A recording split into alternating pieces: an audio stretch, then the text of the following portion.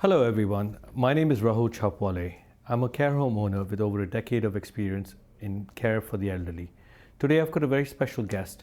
Her name is Anne Lewis and she's an occupational therapist. And welcome Anne. Thank you. Thank you for being here. I have a few questions for you, Anne.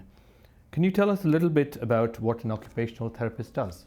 So as an occupational therapist, I concentrate on all of the mundane but necessary tasks someone would need to do in a day. I work out how we can do them more efficiently and with less time so that that person doesn't spend all day doing the boring basics and actually gets onto things that are meaningful and valuable to them.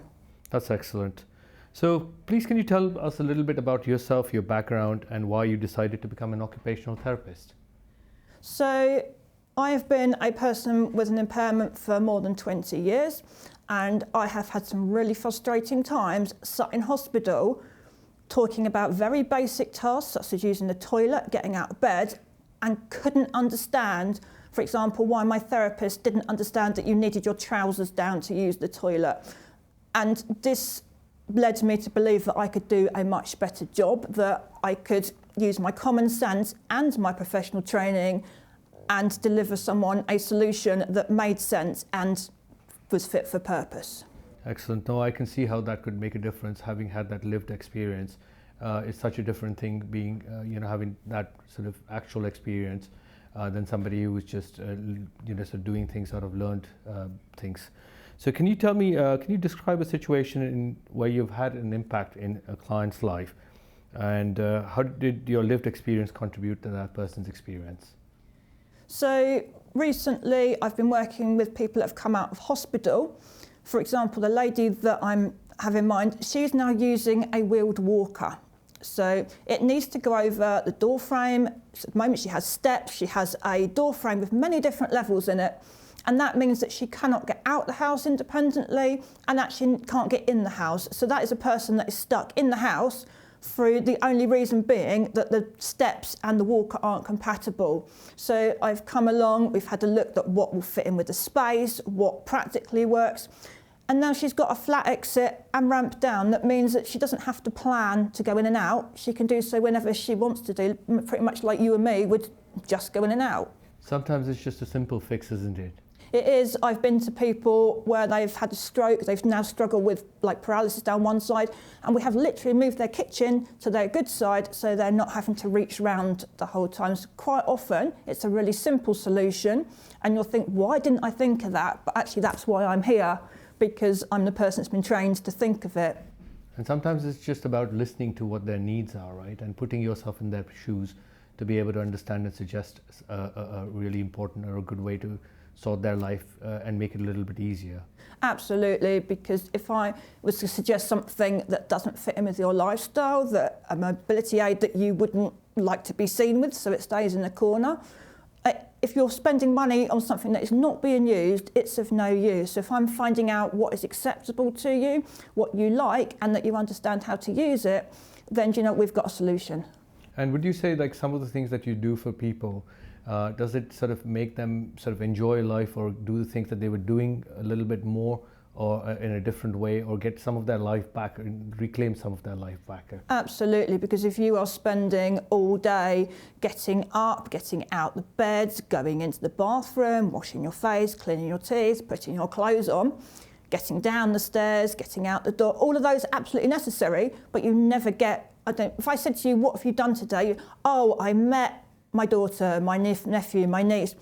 But you're never going to say your favourite thing in the day is all of those little tasks that enable you to get out the door. So if you're spending all day struggling and you never get to the big thing, you're just repeating that next day, next day, next day. You have very little quality of life. And it could actually get terribly frustrating for people as well and just cause a lot of depression, I suppose, in a lot of the elderly people. Well, not even that, but also relatives, carers. So if people, let's say, are a couple and one of them can't get out the door or can't be left, that's now both people stuck inside, so you become socially isolated, you have no idea what's going on, you're living a repeat of the same day over and over and over. And that's not what gets people excited, lets them have value, gives them enjoyment.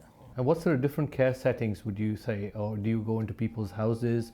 Do you go into care homes? What sorts of places do you actually support people? So the good thing about an occupational therapist is we do so many different things. So for example, if you're looking to keep someone in their own home, we can come in and we can adjust that environment, that house, to enable that person to function the best they can. That will give you peace of mind that if that doesn't work, you've exhausted the possibility of that person managing independently, and you'd need to look at the next step. If someone, for example, is coming into a nursing home or into respite, the chances are they've got a much bigger space to walk around. So actually we may need to be looking at mobility aids. We need to be maybe looking, even if you say one of my relatives in a care home, but looking at seating that allows them to get out of bed, to be able to do as much as they actually kind of want to do and need to do, so that they still feel like an independent person. Right. And I'm going to put you on the spot today. Can you give us a quick tip that could help some of our viewers out there? A simple tip that might help there and make their lives a little bit easier.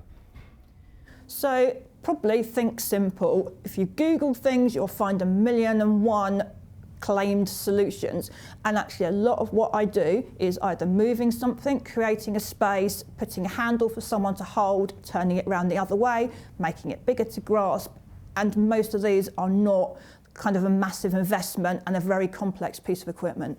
Excellent. So that's basically all about keeping it simple, and obviously because of your lived experience, you know what are the simplest and the best things for people to do. Yes, and I'm also able to not just give you the thing, but I'm going to think about how you're going to use it, and I'm going to try and preemptively think about any problems, and we'll sort those as well. So you've got a whole solution that, you know what, we've done, we've finished, you've got a robust solution, life carries on to the things that's important to you. Excellent, excellent. Now, your services, if you could tell us a little bit about your services. I know that these are also offered through the NHS, but you are also offering these privately to people, isn't it? So I am working independently at the moment. That means that you don't need to fall over, hurt yourself and end up in acute hospital before you can ask for my help, because most of those accidents are actually avoidable. And you're also not sitting on a very long social care waiting list. So I'm an independent occupational therapist. I've set up as a community interest company, which makes me not for profit. So my social values are getting occupational therapy through to everybody. And that means that you can call me up. I will just check that you need my services and nobody else's. I will come out. I will find out what the person wants, what they need, what they desire, what kind of parameters they have, and we will work from there to find a solution in a really quick time frame. I currently work on 3 weeks from when you call me to when I come out to when you've got a solution. And I will help you understand what it is you need, why it is we're choosing that, and what pros and cons are for it. Excellent. I want to thank you very much, Anne, for coming out here and talking to us today. Really appreciate it. And I'm sure that everything that you're doing is going to be a great help to all the people that are watching. I'm going to leave a link below on this website, to Anne's website, so you can go and check that out. All her contact details will be on it as well. Thank you very much. Thank you.